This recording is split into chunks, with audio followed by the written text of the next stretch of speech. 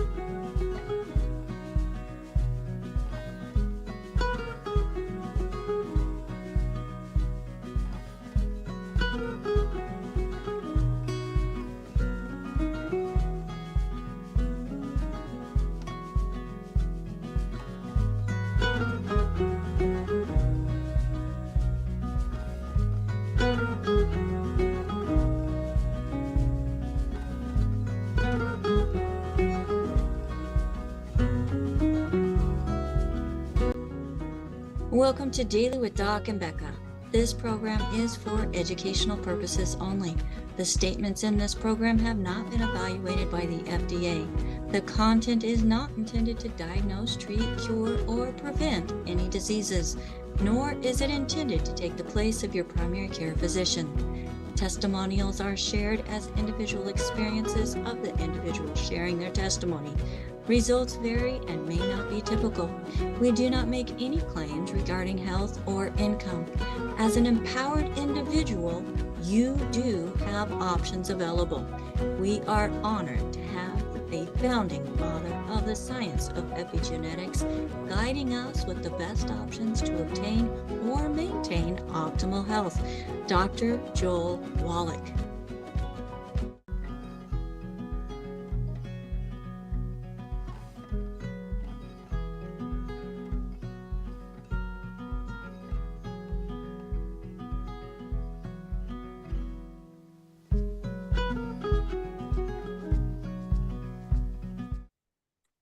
Hello, everybody, and welcome to Daily with Doc and Becca. My name is Becca Dukes. So happy to have you here with us. And for those of you who are watching us on the live stream, we are actually live in Zoom Monday through Friday from 12 to 1 p.m. Pacific time.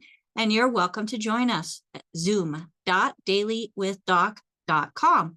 Now, one of the biggest advantages of being here live with us is one, you can raise hands and ask questions about what the speaker of the day is bringing to the table and sharing with us.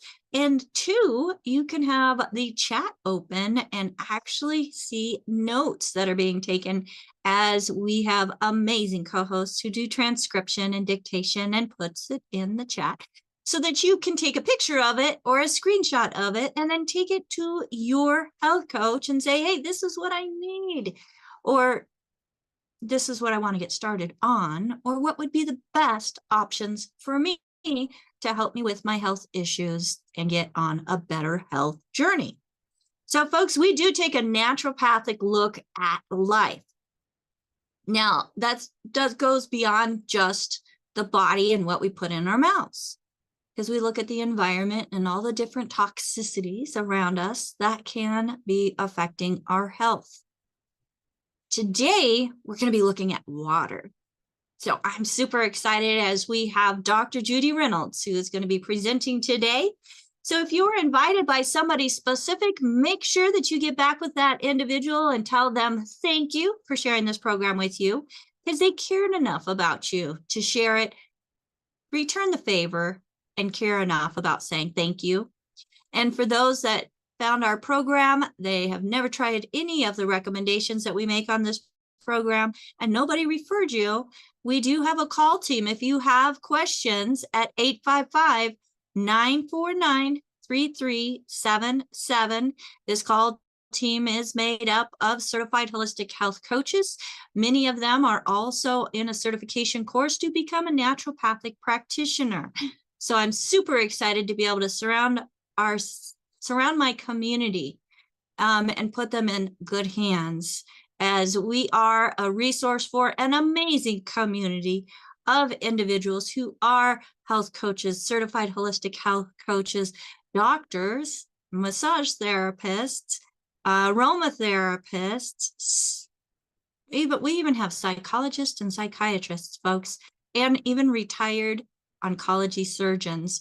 So if you have been trying to find answers and your current approach is not quite working the way you hope it would, take a look at naturopathic medicine, as it is a game changer, going back to how our bodies were designed and using food as medicine and micronutrition. So sit back and get ready for a great show. Like I said, we're going to be talking about water. Before I forget, this program is being sponsored by dailywithdoc.com. On our website, you can find a place where you can sign up for our email address. This is for our email list. This is for anybody and everybody, so that you can have delivered right to your email reminders of our program coming up, and also links to previous programming. If you save it all in a folder, you can do a simple search and find exactly what you're looking for, based maybe beneficial to you as an individual or somebody you know. So we hope that you share. If you're watching on a platform where you can subscribe, hit that subscribe button, show us some love by doing some thumbs up, and let us know that you are there by doing a comment in the comments. So the first thing I want to know with that comment is, how did you hear about us? Let us know. And then tell us where you're joining us from. So we are reaching people around the world, and we want to know the extent of that. So if there is an option to do so, please do so. And if you'd like to email us and you have questions, it's questions@dailywithdoc.com. And if you'd like to have more information about helping us with this crusade, you can email at info@dailywithdoc.com. But remember, the person that referred this program to you, they are your person and first point of contact. Now, again, my name is Becca Dukes, and here on Daily with Doc, I am excited to welcome to the show Dr. Judy Reynolds. Dr. Judy is going to be discussing topics that are essential for living things, all living things, folks. So she is renowned and expert in the animal physiology, and her research focuses on the role of nutrients within the animal kingdom, but it directly links over to the human kingdom, as we are mammals, and she loves mammals. So function of water in the animal kingdom can teach us a lot about its importance in life in general. We'll be taking a deep dive into Dr. Judy's fascinating work and exploring the concept of water, and how, we're thirsty for life, and without water, folks, we don't thrive like we should. So her insights on how water impacts everything from animal behavior and the very foundation of cellular function is intriguing. So she does this deep dive, folks. So whether you're a health enthusiast, you're simply curious about the natural world, this episode promises to be both informative and eye-opening. So let's give Dr. Judy Reynolds a warm welcome. Hello, Dr. Judy. How are you today? Hi, Becca. I'm great and so glad to be here. Well, we're glad to have you as well. We always get lots of comments and emails saying, we love Dr. Judy. When is she going to be on again? So I'm excited that we're able to bring to the world your research and knowledge and share with them more on a regular basis now in the year 2025. So let's talk about water, Dr. Judy.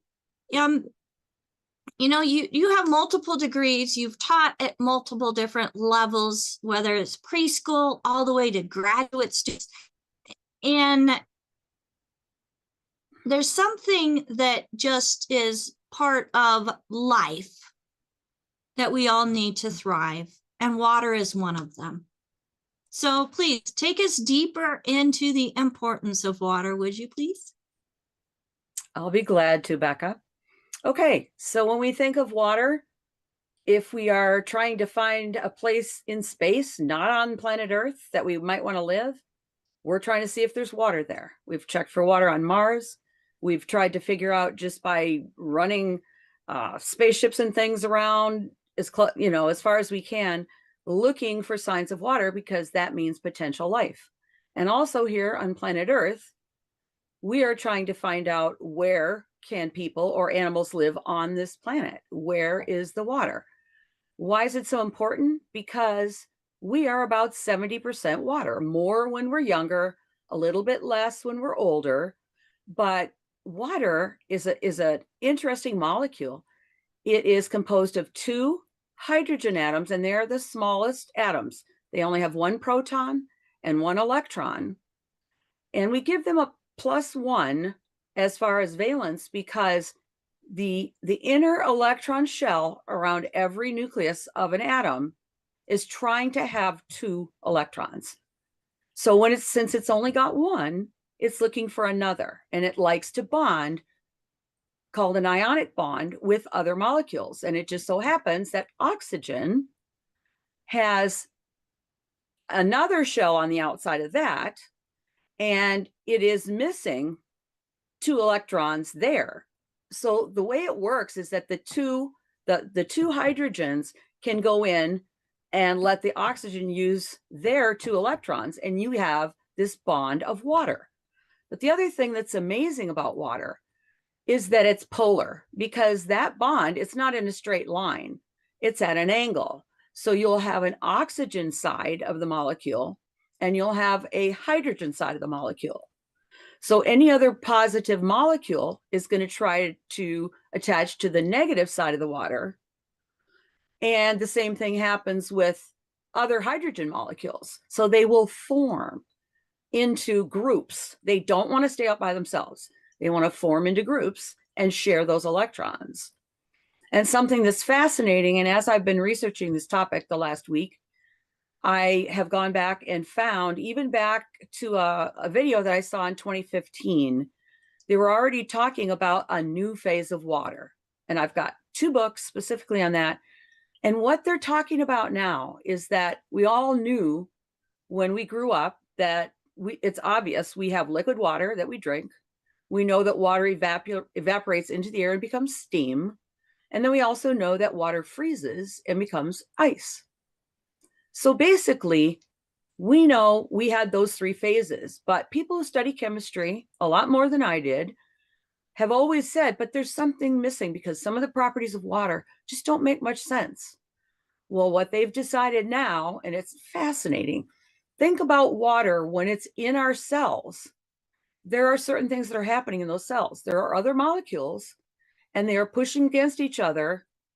And what happens is, along the membrane, what is called gel water forms, because it's got more of the consistency of raw egg white, and it actually forms inside the cells. Now, remember, these cells are very tiny. We have trillions of them in our body. But within these cells, these tiny water molecules are acting like a gel. And one of the fascinating things to me about that is, it's possible that water will have a memory of things that have been around it. In which case, if we've lost something about our genetics or anything about the makeup of our body if we learn more about water and this gel phase, we might literally be able to help us get back to health, back to the best way we're supposed to be. So a fascinating new development, at least for those of us who don't do it all the time. I mean, that it's probably old for them. But just again, just the whole concept of water. When I was first learning biology, they told us there are all these characteristics of it. It has surface tension. So if you look at the top of a glass of water, the water is going up against gravity. Just all these different things that water can do. And so, yes, we need it for life. So everywhere we're looking, plants, animals, us, that's what it is. It's a big deal. So let's go into some more detail. And what I'm going to do in this talk is my background, as most of you know, is horses. And so I did most of my research projects in horses. However, I've been trained in both human and animal nutrition for pretty much my whole life. But the concept of what water is going to do is amazing, because with racehorses, we know we have extremely fast starts. We have an extremely fast animal, and the changes that happen within those horses. One of my projects was with racehorses, and there were quarter horses, and they run extremely fast at a 440 yard, which is a quarter of a mile, where the quarter horse thing comes from. But as I go through the slides, I'm going to show you how some things that happen in horses are very intense, and yet that helps teach us about what happens with us, even with our athletes, and even people who are, less athletic, sedentary, we might call it, or you might call it the librarians. I'm kind of a librarian scientist myself. But as I go through these, that's what I'm going to be looking at. And I hope that will help everybody just be able to tie in. I've always found that comparing things makes them easier to understand. And so that's what I'm looking at there. Okay, I got to move one thing so that I can get my slides working here. All right, Zoom. I have to move Zoom a little bit. So here we go, 1 second. All right, there we go. Okay. So when we think of energy, which is what is going to allow us to do everything we do, to breathe, to move, to all parts of things that we do as human beings or as other animals, what they do, all the original energy is from the sun. And the sun is so extremely hot that big molecules, that's how we get all these very heavy molecules in the periodic table. I'm going to show you that in a minute. All those things are created, nuclear reactions and everything that create the heavier molecules happen on the sun. But our plants, our green plants, do something called photosynthesis. You may have heard that that's how it works. And they are able to capture energy from the sun. And that, what do they add to it? Water and carbon dioxide. And they do photosynthesis. So then we get oxygen, which we breathe, animals breathe. And then we also get sugars, which are actually storage molecules. That's what sugars are. And the bonds within the atoms of the molecules, those bonds can be broken and allow that energy to come out to do work. So we're transferring energy from the sun, picking it up with plants, using it for our energy. And then we also have to keep in mind something people may not think about is that plants, when there is no sunlight shining on them at night, they also do respiration. They do the opposite. So they are the same as animals without the sun. And this the whole thing becomes obvious that if without the sun and without the earth being the perfect place, the perfect distance from the sun, we would not be able to be here. So hugely important. We're trying to get the energy to our body so we can do our work, and we're doing it this way. Okay, and I wanted to bring up the periodic table just so people can tie together these things. periodic table just talks about the elements and how heavy they are. Hydrogen, it has 1 proton and it has 1 electron. And again, there's that shell that holds that 1 electron wants another electron. It's trying to get another one. So it's happy to bond with something over on this side of the table. And these things are missing electrons. So they want to grab hydrogen and bond with it.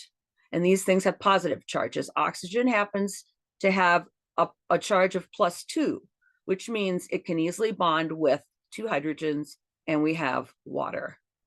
But all of these other elements have more and more and more protons and neutrons in the center, in the nucleus, and then electrons around them. And that's how we get all these things. This one is relatively old. It's only got 102. And I bet there are 150 now that they're recognizing as elements. Okay, so some functions of water, just kind of quickly. And again, I'm going through some of these on slides with horses, for horses, but then I'm going to put people and horses back and forth and talk about differences. So just to get the picture, if a 1,100-pound horse is 70%, that's a lean adult horse, that's 90 gallons of water within that horse.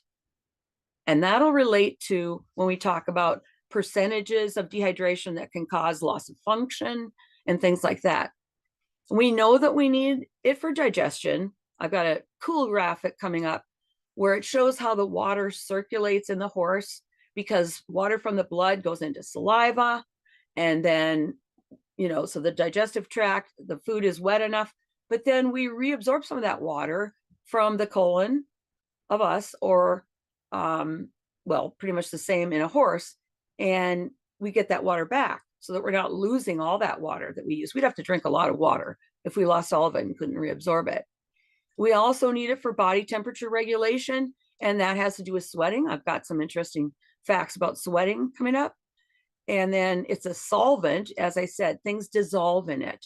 So all these chemical reactions, they have to have a place to be to dissolve. It does that. It lubricates our joints, very important, so that we can get around, especially for a horse. When they start losing joint function, then movement is their thing. That's what they want to do. It also cushions our central nervous system, even though our brain and nerves are mostly made of fat. But we need water also there, so everywhere. And our senses, especially sight, hearing, taste, feel, all these things, water plays a part in all of it. Okay, and here we go with the circulation of water in the digestive tract. This is a horse. So we start with our esophagus. And if we're doing dry feed for a horse, it's about 11% water. That would be hay or feed made of grains, soybean hulls, those kinds of things. They're about 11% water when they swallow them. If it's grass, it's about 70% water. So from the time the horse chews it till it gets to the stomach, where it's going to be right here, water from the blood to the GI tract. And what happens then is when the blood loses the water, they get thirsty a half an hour after the meal. Something that was brought up recently in a question is, well, should we drink water with our meals? We don't want to dilute, this and that. Yes, we should drink water. It allows us to have to make less saliva, even though we do want enzymes and things that are in saliva. But we don't want to be trying to swallow things that are not properly chewed and are just dry, because we can actually choke, and so can animals. So yes, we do want liquids while we're consuming our foods. Okay, so then what's happening up here, it goes through the stomach. I'm going to show you the stomach in more detail too, and show you what happens with horses all the time is that they'll have water in front of them, but they won't drink. They're not thirsty. But as soon as they eat, then a half an hour or so after they eat, especially if they're given a feed meal rather than hay, they will go and drink water right then. And people say, oh, that must be bad because the water will go straight through. I'll show you why it doesn't with a diagram of the stomach in just a minute. Okay, so the digestive is 87 to 95% water as it goes through this small intestine. And this is very similar to us at our digestive system. Esophagus, stomach, small intestine, all of that is very much the same. Right here is where it starts to be very different, because this cecum, this huge vat, is where a lot of bacteria live that break down the forage part of the feed. And with us, this is literally our appendix. Our appendix is a tiny little thing about that long, but it's located right here in a human. It just comes off like a little tiny thing right here. And then we go straight to the, again, similar organs with the large colon, small colon, and rectum and stuff. So the horse is vastly adapted to eat that grassy based diet. The majority, 90% for most horses, should be eating grass. So as I said, up here, we are going to get 96% of our sodium chloride, 75% of our potassium and phosphate are going to be absorbed back into these larger components of the digestive system, back into the bloodstream, so they can be used again. And without that, we would have to drink a lot of water, and we would have very runny feces or manure in a horse. Okay. And this just shows that we do still have quite a bit of water in fecal balls in horses, because 58 to 63% of water is still there. So they're not dry. Again, they have to be able to go through. Everything has to be able to go through. So that just shows us how important the water cycle is and kind of what's going on. Now, here's my diagram of the horse stomach. And the key thing here to notice is that in horses, the esophagus comes in, and it's not shown here, but the esophagus comes in very close to where it goes to the duodenum, the first part of the small intestine. So they're right next to each other. So the water comes in and it literally goes right out into the small intestine. So it does not interfere with what's happening in the stomach. But here's another thing. We were talking about pH in the past and why it's so important that we have a high acidic or low pH stomach. Here's what happens with a horse. At the top, from here up, you have what's called a non-glandular or squamous epithelium. Nothing is in there. It would be space for gas or room. And this is a really good thing, because if for some reason a horse overate, or there were imbalances in the electrolytes in the stomach, and they ate too much, their stomach would have nothing to do but explode. A horrendous situation. Obviously, they couldn't survive it. So there is actually this area up here, okay?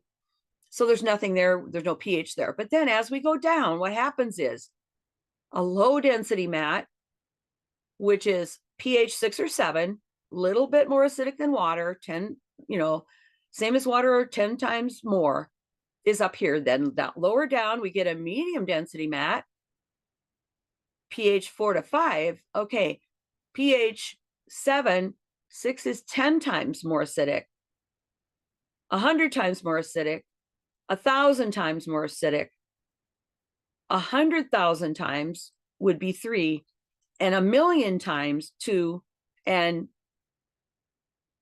10 million. I mean, this is how acidic everything is here. So it's important for all our minerals to be absorbed and all those kinds of things. And this just shows you, now our stomachs are not the same. Our esophagus comes in from the top, and we go out to the small intestine at the bottom, but we are not eating all these mats of fibrous material. So it's different in that way. But we still have, peristalsis and all those other things are relatively the same. Okay, and I wanted to throw this one in too, so people can get an idea. And how much this affects humans, I'm not sure, but because of the way the stomach is in the horse and the way the pH is graded like that with the content of the digesta, in an exercising horse, what happens is the abdominal muscles contract, sometimes even in the anticipation of exercise, and for sure at the faster gaits, meaning galloping, racing. not necessarily trotting, the stomach actually gets compressed by those abdominal muscles. So this high density liquid from the bottom of the stomach, which is extremely acidic, can be pushed up into that empty area at the top. And that's where horses get ulcers, up in that top area, because of this movement with exercise. And so ulcers are a big problem in racehorses and some performance horses. And so that's something they've been dealing with for a very long time. And they have to do things to get rid of the stomach acid. They may have to use things like omeprazole, which can be detrimental for people because we need more, we still need to digest that food. But during the exercise, if this is happening, we may have to be able to keep that area from getting an ulcer. Okay.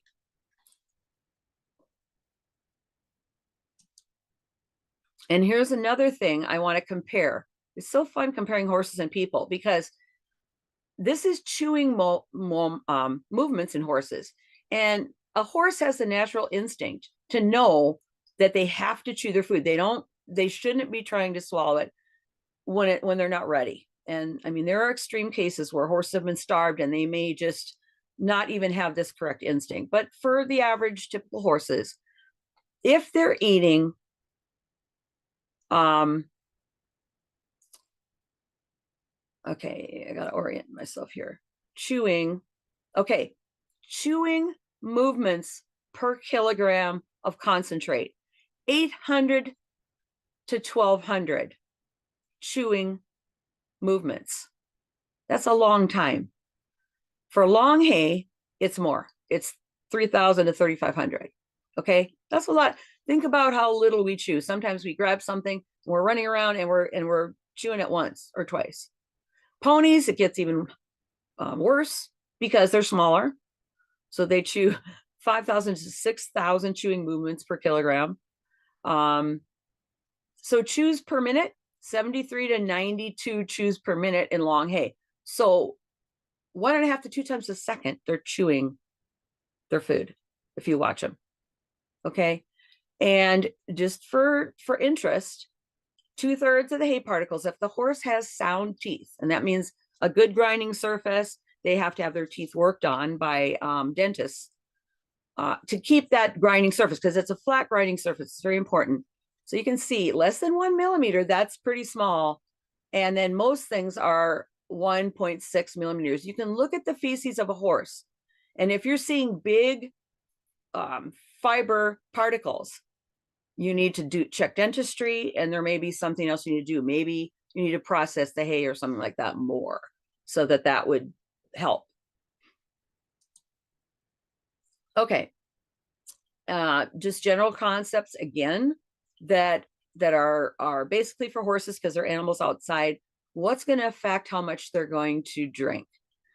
Environmental temperature and humidity, obvious, makes sense. Water quality, I'll talk about in a minute, because we worry about dissolved solids in water that's out in nature, in ponds and lakes and all kinds of things. Even in wells, we can worry about what might be in there. So we also need to know the size and workload of the horse. Are they making milk? Again, what's the temperature of the water they're drinking? There's also the environmental temperature.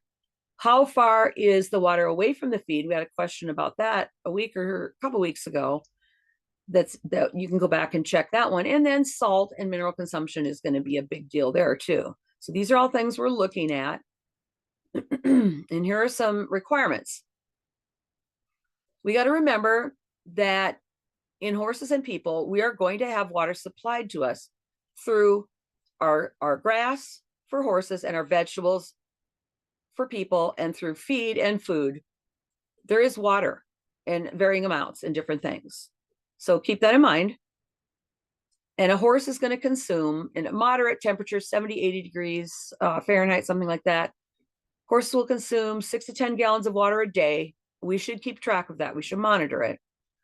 And another interesting thing here, and it's part of that reason why horses won't drink before their meal. They wait till they got the food in, and they get thirsty when their blood is lower in water. There is a correlation between feed intake and water intake, which I'll show you why in a second. So 1 or 2 quarts of water per pound of feed. And then again, water quality is important. Total dissolved solids, we want less than 1,000 parts per million. Now remember, 1,000 parts per million. So it's 1,000 seems like a lot, but there are 6 more zeros in there to get to 1,000,000. Okay. And just so people know, you're going to have 7,000 parts per million. Not good. Not good for growth or performance or health. So those are things to be looking at. Okay, here's the fun thing. Why do we need water according to the amount of food we are digesting and breaking down? Because when we start, let's say we're going to build a disaccharide. Okay, we're going to start with 2 sugars. Here we have 2 sugars. Doesn't matter that much which one. We're going to take one of the hydrogens off of one of these, and we're going to take an OH off of here. We're going to remove them, and this oxygen is, and that water's coming out. And that is called dehydration synthesis. So every time we build a molecule in our body, that's one of the main ways we do it, is we take a little bit, an OH off of one molecule, an H off the other molecule, take the water out, and then the water goes to do something else. Fascinating. And then that's to build something. So we do the absolute opposite if we're going to take something apart, right? So in order to put that, what we have to have that water to put it in to this molecule to separate it back out and have it become 2 molecules again. So you can see how that water is crucial in everything we build: anabolism, the build part of metabolism, or catabolism, taking apart part of metabolism. Another key thing with water. Water fascinates us everywhere. Okay, let's look at some water requirements for work. Huge thing here. In high temperature and humidity, we're talking horses here, 30 to 40 gallons per day. And I'll go into more detail on this next one again, as I mean, these slides kind of build on each other. A 3% dehydration, you don't necessarily notice, but it decreases performance. We can't have these racehorses dehydrated. One of the things that people use to try to have horses run faster is called Lasik. It's a diuretic. It removes water from the body. Can be dangerous because we can't have dehydration in these horses when they're running. 12% dehydration, I'd say, is life-threatening. And another thing with lactation, obviously, they're making milk, which is 70-some% water. They're going to have, again, 30 to 40 gallons. So both our very hardworking racehorses and our mares can need 3 times as much as they did when they were just standing around. Okay, so water content, 65-75% of the body weight of the horse. Again, 90 gallons. In a foal, they have a little more percent of water. Water loss, this is horses. I'll show you people in a little while. 18% of the water loss is in urine, 51% in feces, and 31% insensible loss. That is through respiration, because there is water in our breath as we breathe it in and out. And the other part of it is when we sweat, that sweat is there for a purpose, because when it evaporates, it pulls heat away from the body. In order for that water to change from liquid sweat on our skin to go into the air, it's going to pull heat from the body, which is how we cool. Otherwise, we would get too hot. And just a fun one I'll throw in here is, if you guess what stops a racehorse, why do they stop running? Whether it's the end of the race or not, why do they stop running? Most people would say they're too tired, they ran out of energy, they ran out of glycogen, one of those things. But the actual thing that stops a racehorse is heat, body temperature. Because think about it, we're much narrower and smaller. They are much bigger. They have a huge muscle mass, and that heat builds up. And if it builds up high enough, they would die. Their tissues would be denatured like cooking an egg. And so that's the huge thing that we fight with exercise. I did my research in Texas in the middle of the summer. It was very hot. Normal temperature for a horse is 101 degrees. And one of the racehorses on my project got up to 108. He was fine. He had no problems. But what we do is we immediately cool them. We pour water on them so they don't have to waste time and energy sweating. And we offer them water immediately because they will be thirsty. We will offer them water that is warm, not freezing cold, but that is warm. But we don't limit their water. And there's actually been a belief forever, and people think it goes back to the book Black Beauty. There was a scene in Black Beauty where the horse had to save or get the doctor somewhere to save a person. And the horse ran really fast, got really sweaty, and then it colicked after that. And they blamed it on someone who gave the horse cold water.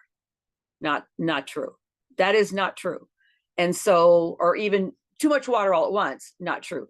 The sooner you change the temperature within those cells, the better it is to save the life and save the cells. So we need to get that water in there as much as we can.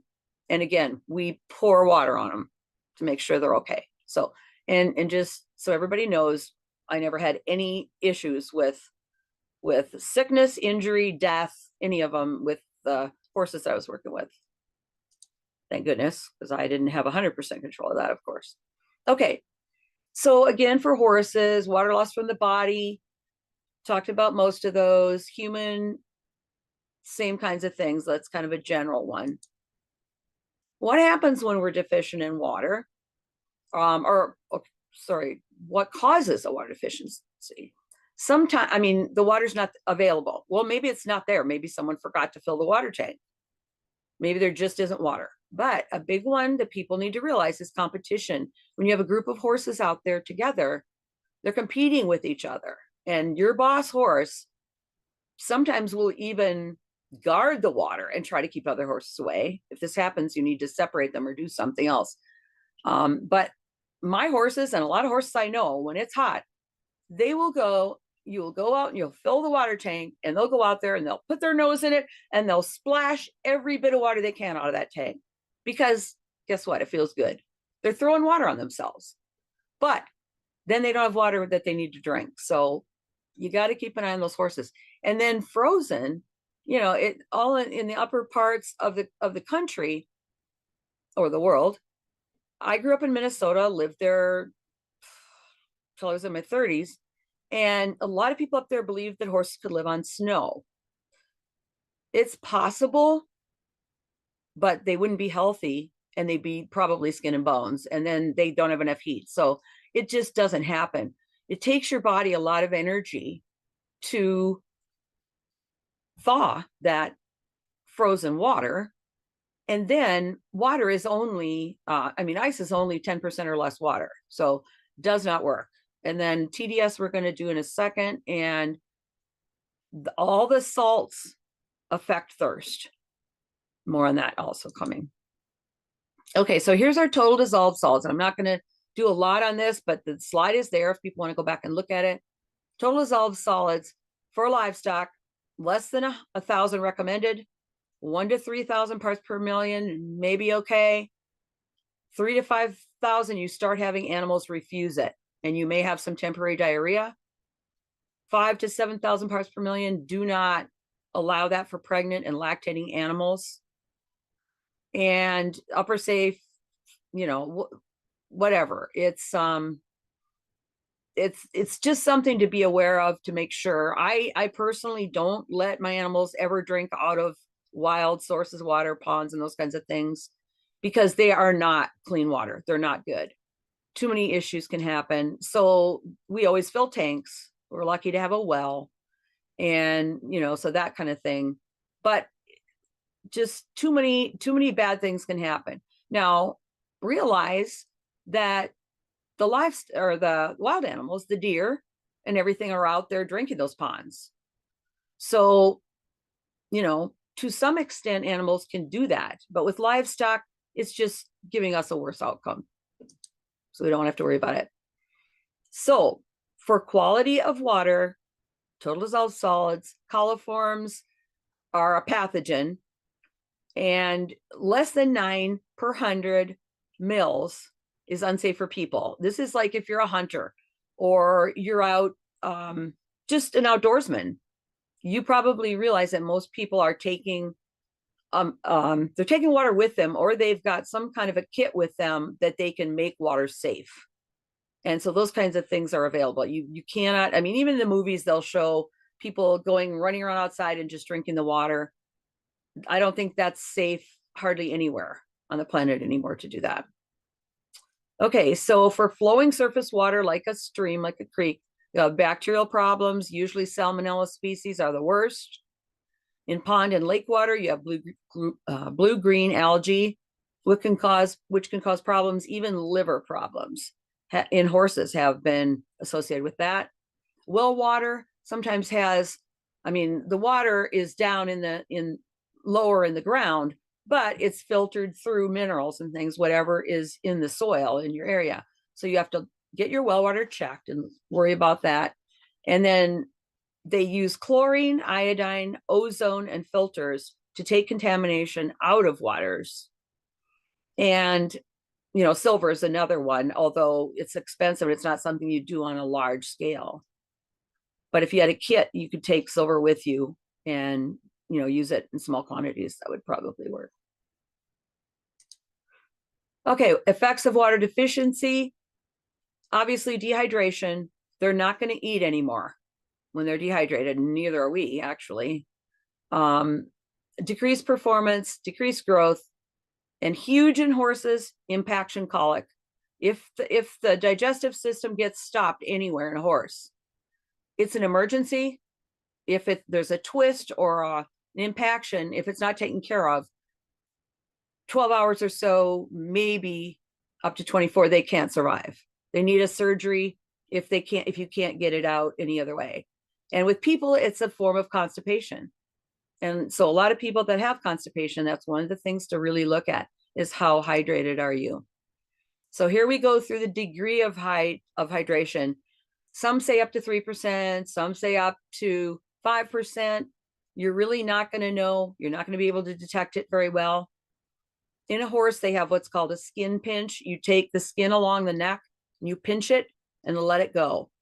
And if it takes more than a second to come back into place, that's about 6% dehydration. You can look at the capillary refill time on a horse. You press on the gums and hold your finger till it turns white.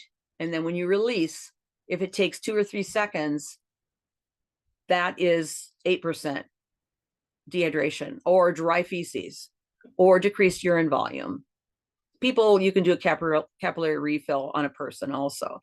It's one of the common things in, you know, if you show up at the scene of an emergency or something. I actually took training to be a first responder, along with some of my other nursing type stuff that I did. Shock, tachycardia, death imminent at 12% dehydration. So we can see how huge that is. If you want to calculate it, the percent of dehydration, you take the liters of fluid requirement, and it using a kilogram of kilograms of body weight of the animal, so many kilograms, or the person, and percent of dehydration times that equals the liquid fluid requirement. So that can tell you, you can figure out either how much you need to drink to get back to normal, or you can figure out how dehydrated you are with that equation. Almost done, everybody. And thanks for being a good patient audience. Wow. Okay, so here's the one in humans. I wanted to just show how that works. We have food, daily water input in milliliters, 1,000 milliliters, fluids, other fluids, and metabolism. Remember about metabolism, how the water comes in when we get our water out when we break something down, dehydration synthesis. That's what that is, that 350. So then with our output, we're losing 1,500 milligrams through urine, 100 through feces, 600 through skin, and 350 through our lung. And if everything balances out, we're even. And this is a person just doing normal things, not exercising, not asleep, not exercising, basic things, because here we're eating and drinking. And that's throughout a day, 24 hours. Okay, so just some information about sweating, which is a big deal in both people and horses. Sweating does increase our need for sodium and chloride ion, because those are the two main things sweat are made up of other than water. We do have an increased need for potassium, but not huge. In horses, if they get enough forage, we're getting 2 to 3 times the requirement of potassium, even for work. And in my research, I had to severely limit the potassium intake of horses with one specific mutation. This is not all genetics, just one specific mutation. It's really hard to limit them when they're normally getting 2 to 3 times the requirement of potassium in hay and typical horse feed. So that's a big deal. In people, fruits and vegetables are the best sources of getting our potassium. But most elderly people that I've worked with need a potassium supplement because they don't get enough. And we don't routinely put potassium in most food supplements, other than if they're an electrolyte or they're meant to do that, to cover that function. If you put too much potassium into an animal, gradually more and more and more potassium will slow the heart rhythm and eventually stop the heart. Potassium is used as a euthanasia solution in animals, because the animal just quietly gets tired and goes to sleep and their heart stops. And you don't fight it. You don't feel like, something bad is happening. So that's why potassium is closely monitored. You can't get a prescription for a huge amount of potassium at once. You would have to take a lot. You'd have to take a lot to do that. But again, you've got to be careful of potassium. You can't just add it to a bunch of different supplements and take them, or it could be an issue with stopping your heart. And so these horses that, possibly, if a horse is on a low forage diet, very low forage diet, and there are reasons for that, but they may need supplementation, pretty rare. And then horses with that one mutation, HYPP or hyperkalemic periodic paralysis, you cannot give them more. They start having symptoms at about 1% potassium in the diet. And that's what I did my PhD research on. Doesn't greatly increase the need for calcium and phosphorus. What we're losing in sweat does not really do much with that. So water management, we got to have good water. They got to have it free choice. We recommend stalled horses get 2 or 3 buckets so they never run out, but you still have to check them. Occasionally a horse will actually poop in their water bucket. Pretty annoying, because then you have to clean it and they just don't even know it. They don't know what they're doing. So you got to keep track of it. Again, colic with dehydration, water should get horses ASAP, as I said, when they're being cooled down. They used to say, give them sips of water every so many minutes and everything. No. Literally, you bathe the horse immediately if they're really working hard. Water management, automatic waters are really fun, because they're right there, they're doing their job, but you got to watch them, because sometimes they don't work and sometimes they get full of other stuff. Really important. Another thing for people who travel with their horses is, if you have a specific flavoring, back in the day they used to use Jello and stuff like that. I think there's probably other better options, but if you get your horse used to adding something like that at home, now this is if they're picky drinking. Some horses are not picky drinkers, so you can just water them from a hose at a fairgrounds or something. But if that is an issue, you get your horse accustomed to some kind of flavoring at home, and then you bring that flavoring with, and you add that to the water. Other option, bring your own water. I mean, put some 5-gallon pails with lids in that horse trailer and bring it with, because these horses, if they're really running like barrels or anything, the racehorses, it's a different situation because, you know, they're stalled at the track. But the whole idea is do whatever it takes. Don't let them get dehydrated. You never want a dehydrated horse. Winter, they're going to drink more water if they eat forage. They have to break it down than if they're eating feeds. They can't get enough water from snow, as I said. A study showed this. It's just kind of one of those twisty, interesting things. They prefer ice water to water warm to 40 degrees if they have a choice. They don't usually have a choice. So if they don't have a choice, they will actually drink more total warmed water if they don't have any ice water available. Seems weird, but one of those things people have learned. And then I've kind of gone through all of this. Dehydrated, reduced, yeah, all of that I've kind of gone through. So here's my summary, last slide. About 70% of body weight is water. We need our 90 plus essential nutrients in balance in order for water and electrolytes to be in balance. It's really, you've got to have all of it, because all these processes just stop. If you're somewhere, if a certain B vitamin or something is needed and you don't have it, then whatever was supposed to happen is not going to happen. And your body's going to try to find some other way to get it to work. And this is why it makes sense that we are so deficient in nutrients and we have so many issues with symptoms. All these deficiencies lead to symptoms, and that's the whole point of what we're trying to do.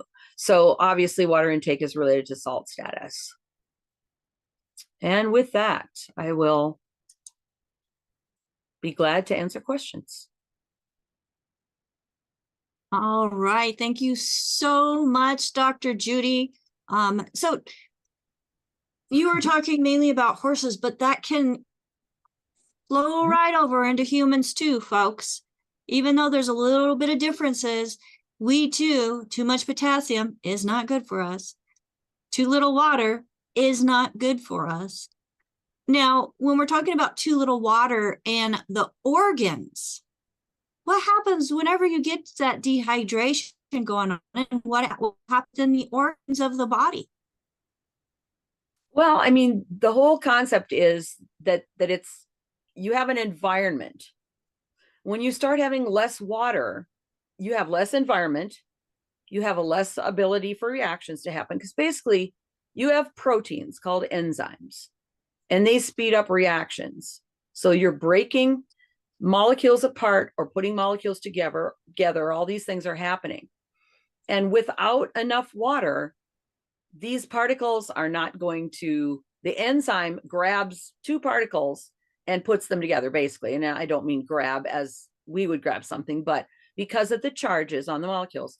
An enzyme sits there, there's a place for one atom or molecule to go, place for another one. And then because of the action of the enzyme, it bonds. But all of these things are not going to happen. Even the proteins being made, you know, the genes doing their job to make mRNA, to make protein, for all these functions, as you get less and less water, everything starts to shut down. And I showed about 12% dehydration, loss of 12% of that water, your body can't function anymore. And you know what someone looks like when they're, you know, their skin looks sunken in, everything looks sunken in. If you've ever seen an animal that was really dehydrated, you know, had to rescue one, it's just the body has to have that water to do virtually everything. Makes sense? Absolutely. Absolutely. And, you know, one of my favorite lectures of all times is Dr. Wallach's Dead Doctors Don't Lie. And I just wanted to do a little plug for his book, Dead Doctors Don't Lie, as he is the reason why we are on this crusade together, why we're on this program together. We just want to do a shout out to him, folks. Dead Doctors Don't Lie is going to be giving some eye-opening information. It includes the importance of being hydrated, and having the nutrition. So get your copy of Dead Doctors Don't Lie. You can find that on Amazon. You can also call Wellness Publications at 800-755-4656, 800-755-4656, and find Dr. Wallach's Dead Doctors Don't Lie. Now, he also has a good foods, bad foods list, which we do have on our website, dailywithdoc.com. So make sure you go there, get your good foods, bad foods list, things you should be not putting in your body, things that you can be putting in your body that help promote health and wellness. Like Dr. Judy was saying, there's certain things that you want to make sure are going into a horse. So why wouldn't you pay attention to the things that are supposed to be going into your own body? As an individual who has had livestock, I mean, we did not skip a morning feed, an evening feed, and checking throughout the day to make sure that they had what they needed. So, folks, we need to do the same for ourselves. Absolutely paying attention to what's going in. Now, Dr. Judy, thank you so much for going through and talking about the pH for the digestive system, because I know that's important. That we don't want it to be alkaline, and it needs to be more on the acidic side. Each part of the digestive tract has a certain pH for a certain purpose. So when people say, you know, everything should be this or that, it's just, it's simplifying to the point where it's not correct, right? Because if the acidity that was in the stomach, which has to be there to break down the proteins and absorb the minerals, literally has to be there.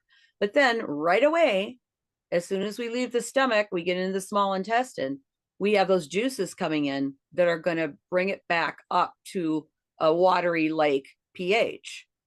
You know, the bile and the different juices that come in, that's what the purpose of that is, because those cells down at the bottom of the stomach are replacing themselves extremely rapidly, because, you know, that acid is there and it's working on the food, but it works on the lining of the stomach too. That's how you get an ulcer. So those cells have to constantly renew themselves. If we had a different pH throughout the rest of the tract, we'd have to regrow new cells everywhere. But also, all these chemical reactions are pH specific. So if we don't have the right pH in the small intestine, in the large intestine, all these places, it's not going to work. So again, when we decide if we should drink something like an acid water, an alkaline water, or something like that, you've got to realize that as that goes in, it's a drop in the bucket. Whatever's in that water, it can't be very acidic or very alkaline, or it would burn your tongue, it would burn your esophagus, it would burn everything. So we're really talking about a minor thing, but as a total picture, our pH is one of the things we use to get everything accomplished that we need to do. It's a fascinating system to think about, to learn about. Again, we have things like two kinds of tissues, water and fat.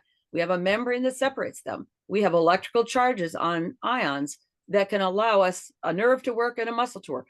All this stuff is just fascinating, but it's not a one size fits all. Right. Now, when you were talking about the ulcers happening in the upper part of the stomach, and whenever they're doing their exercising and those muscles clamped around it, the question came in is, like, for horses, should they be running and exercising on an empty stomach? That's a great question, actually. What happens is, one of the things we found is, because we worry about Lasix. Lasix is a drug. It's a diuretic. It's used on racehorses, and it can humans. It can cause 3% dehydration, which does affect performance.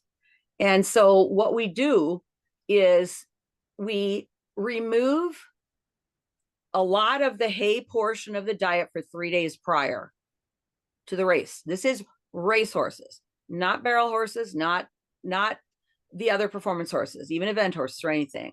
This is just racehorses, because they use so much energy in such a short period of time. They also need some starch in their diets. And we haven't proven that any of the other horses need any grain. They don't need corn or oats or things like that. Long story. But the point is, by reducing the hay in the diet for 3 days ahead, not removing it, but reducing it to 1% of body weight for those 3 days ahead. And they usually don't race more than once a week or once every several weeks. You can get that same 3% decrease in body weight without dehydration. So there is a specific before race program that's extremely effective. The other huge thing for someone who's interested in horses is that we use diets that are high in fat adapted diets for racehorses. And they are such better performers that a horse on a carbohydrate diet versus a horse on what we would call a keto type diet, there's no comparison. So the people who've learned the secret of the fat added diets, which most of that research was going on prior to and when I got it to Texas A&M. So my colleagues were doing all that. I did mineral research, they were doing fat research. But it's an amazing thing. Yes, we do pre-workout things. And if we look at people, carb loading is a huge thing for horse or for human athletes. It has been, eat the pasta, do the carb loading. That's been a big thing because it increases the glycogen or the sugar in the muscle.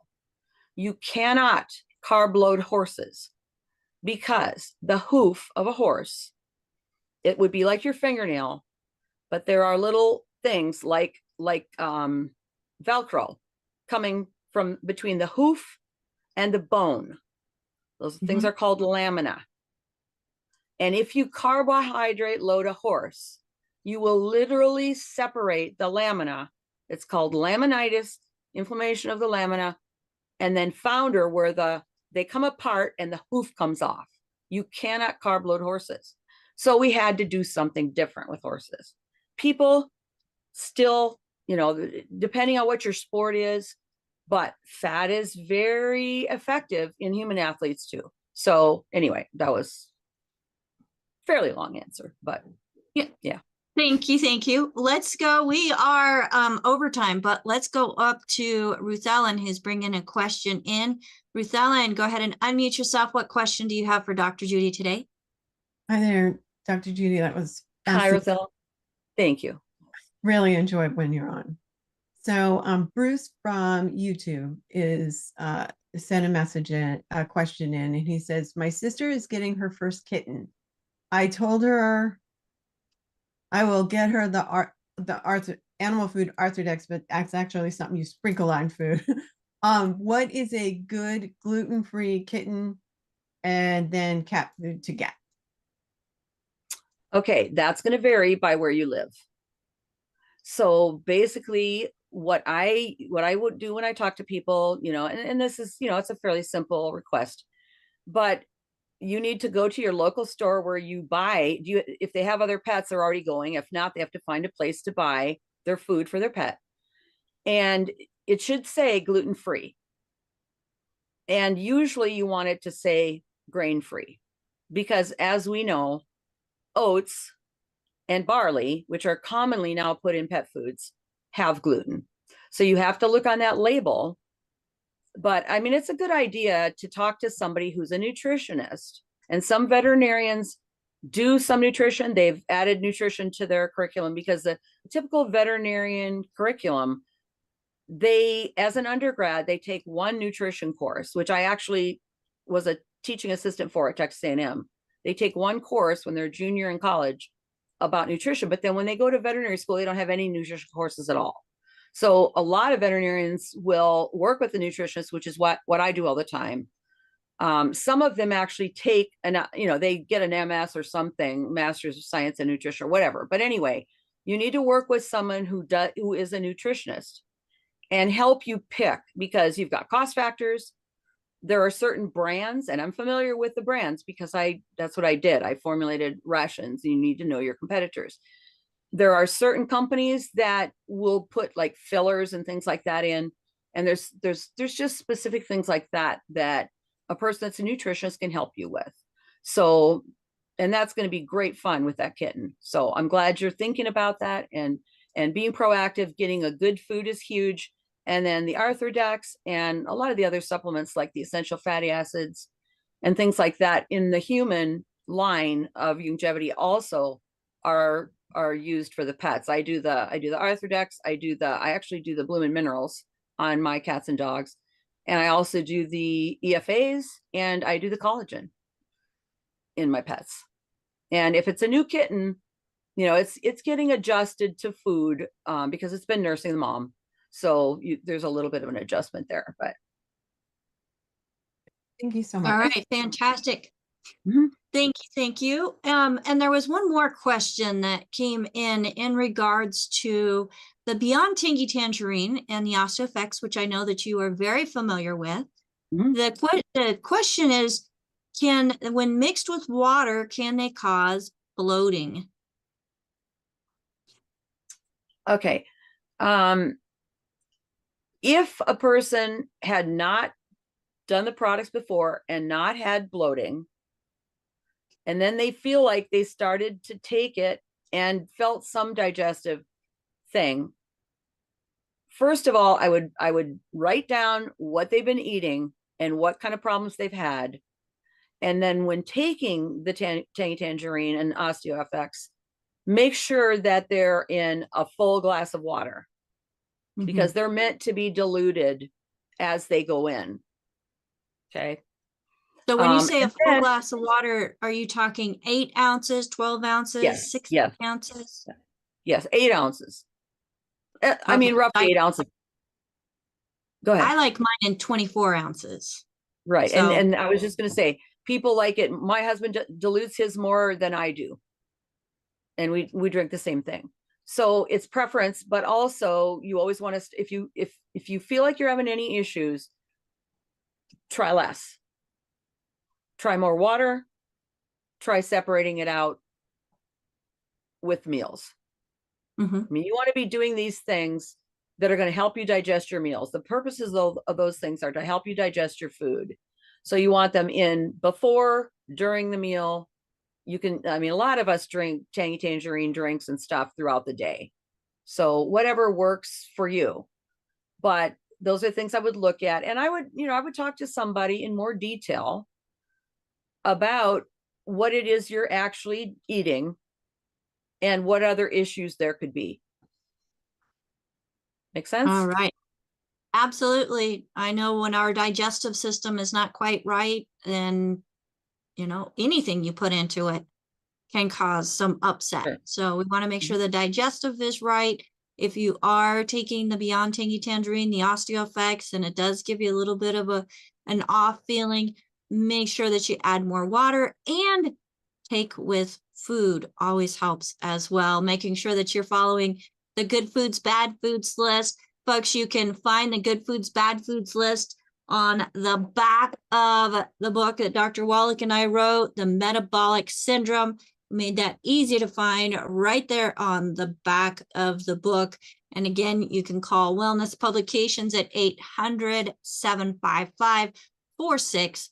Let me just make sure I got that number right because Dr. Wallach keeps calling me. Yes, 800-755-4656. If I could get the tech or get our whole crew of my co-hosts on the screen with me, just want to do a shout out and tell them thank you. They make this doing the program so much easier instead of having to chase everything down myself, watch out on all the different platforms, let people in, making sure that the program is being streamed to all the different channels. That's what this crew does, folks. They play so many different roles within the production of this program that I am so thankful for them. And we're thankful for you, Dr. Judy, for bringing some valuable content that's not only helping humans and also the horse world, as we have a lot of individuals who are horse enthusiasts. We want to make sure that, yes, you're taking care of your horses, but don't forget about yourselves as well. Thank you, So Becca. thank I you love coming here. so much. I love coming here. Thank you. Well, we love having you. That is for sure. And also on the screen with me, I have Rod, who is helping to let people into the room today. Rod. We have Kaylee, who is helping us with social media and different things that we have going on there to even create more awareness on what you as an individual can do to create a better health journey.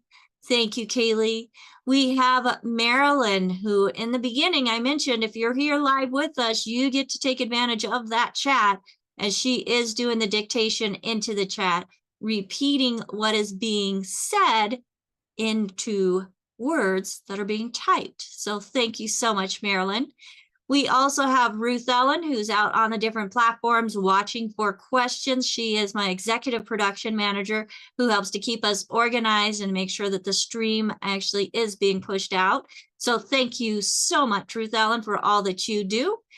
And I have Miss Sherry, who is part of the tech crew and helping to set it up with all of the information that is being attached to those different streams that are going out.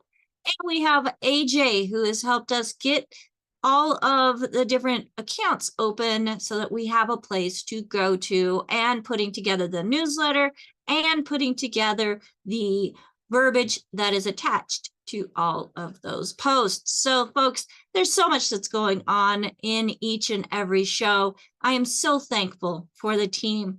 And if you have skills that you would like to bring to a team, make sure that you get back to the person that shared this program with you and say, hey, how can I help you spread the message? And if there was nobody to thank, and you found us all on your own, you've not been working with anybody or tried any of the products that are mentioned here on our programs, make sure that you give us a call at 855-949-3377. And AJ, I see your hand up. Albert. Oh, Albert. I'm sorry, Albert wasn't on the screen because Albert is like kind of like me. We have technical issues, or it's just not safe to have our camera on. Thank you so much, Albert, for being here as he's joining us from South Africa in the middle of the night. Thank you, AJ. I don't want to forget Albert. So thank you so much, Albert, as he is a big part of this team as well. Folks, thank you for joining us here on Daily with Doc. Tomorrow, January 15th, we will be having Dr. Rudy Garza coming on back, as we're going to be talking about the vertebrae and discs and what you can do even when injury has happened. So thank you so much for joining us. Thursday is going to be Dr. Wallach here on Daily with Doc. And then Friday, I believe we have pharmacist Ben Fuchs with, I know, it's going to be questions and answers, folks. So I always love our Q&A with pharmacist Ben on Friday. So bring your questions, raise your hand early, and we will see you next time on Daily with Doc. My name is Becca Dukes, Director of Student Services for the Institute of Holistic Health, and also the leader and hostess of this program and the executive producer of Daily with Doc. And Becca, thank you so much for joining us, as we are empowered individuals spreading that empowerment to help you know and understand what it takes for you also to create a better health journey. Bye for now.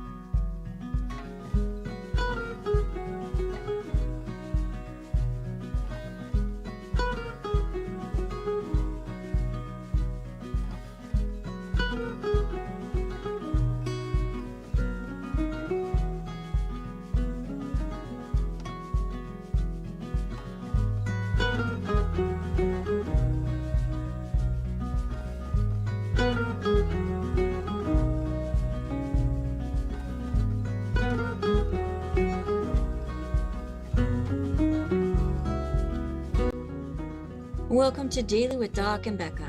This program is for educational purposes only.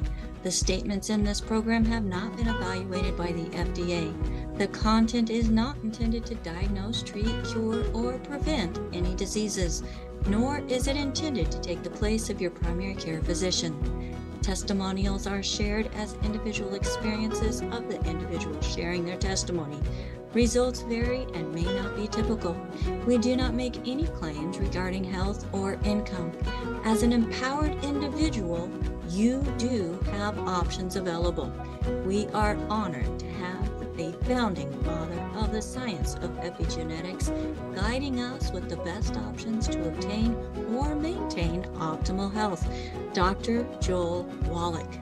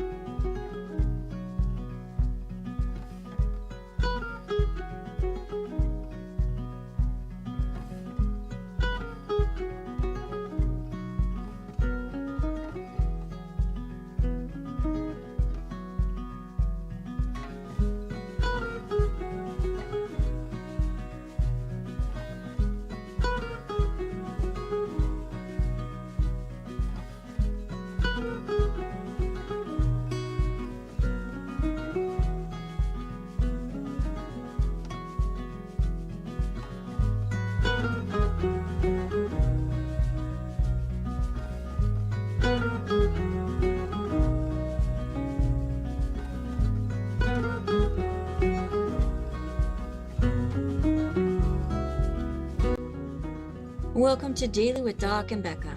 This program is for educational purposes only. The statements in this program have not been evaluated by the FDA. The content is not intended to diagnose, treat, cure, or prevent any diseases, nor is it intended to take the place of your primary care physician. Testimonials are shared as individual experiences of the individual sharing their testimony. Results vary and may not be typical. We do not make any claims regarding health or income. As an empowered individual, you do have options available. We are honored to have a founding father of the science of epigenetics guiding us with the best options to obtain or maintain optimal health, Dr. Joel Wallach.